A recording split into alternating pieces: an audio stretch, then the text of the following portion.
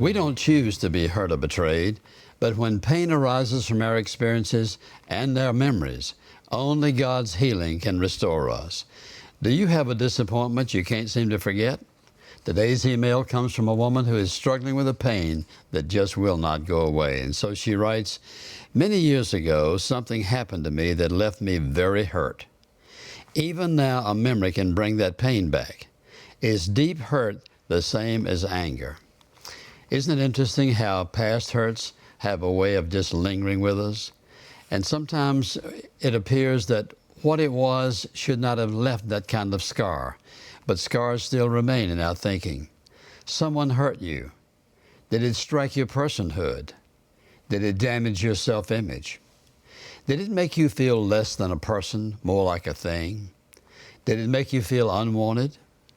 God understands these feelings and can heal the deepest hurts of our life. You ask the question, is it the same as anger? Yes, in a very subtle form. We think at first it's not anger. We say, well, these things happen and I've forgiven them.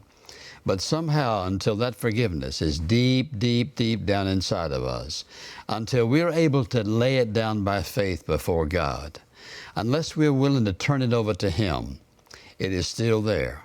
So the question is this: how do we get free? Well, first of all, we have to identify it. And I think according to this email, you have identified. You said something happened many years ago that hurt you very deeply. You really know what specifically it was. Whatever, whoever the cause, what you have to do is to be forgiving. And oftentimes we can defend ourselves and we can say, but God, surely. And what we're really saying is, Lord, I want them to pay. Somehow I want something to happen that somehow I feel that now I'm justified in my feelings because of what they've done, and therefore if something happens to them, I feel like they got paid back. None of that's of God. Forgiveness means that I'm willing to no longer hold the animosity against them any longer. I'm willing to lay it down. You say, is that easy? No, it's not easy. Depending upon the depth of the hurt, the nature of the hurt, the intensity of it, and what effect it has had in your life, as we said a few moments ago, did it make you feel like someone who's less than who you are? Did it hurt your self-image? Did it reach so deep down into your soul that you think you could never overcome it? But you can. Ask God to heal your damaged emotions. He's a great healer. He understands what happened to you, why it happened to you, and He's willing to forgive. And He's willing to enable you to forgive. He's the great healer. And when these thoughts return, you say, well, what do I do when they return?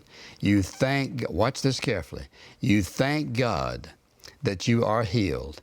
You think about the moment when you said, I forgive, I'm asking you to heal me, I'm trusting you for your forgiveness, and I'm trusting you for your healing, so that when that thought returns, it's not that you will be healed, you thank Him that He has already healed you, and you move on in life.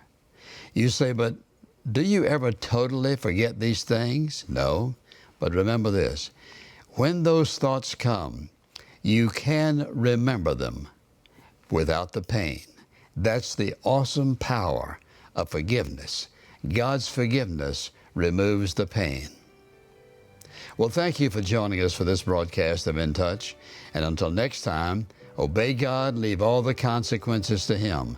That's living life at its very best. And there's a power that comes in our life when we turn it all over to Him and we obey Him, a power that comes no other way. God bless you with His best today.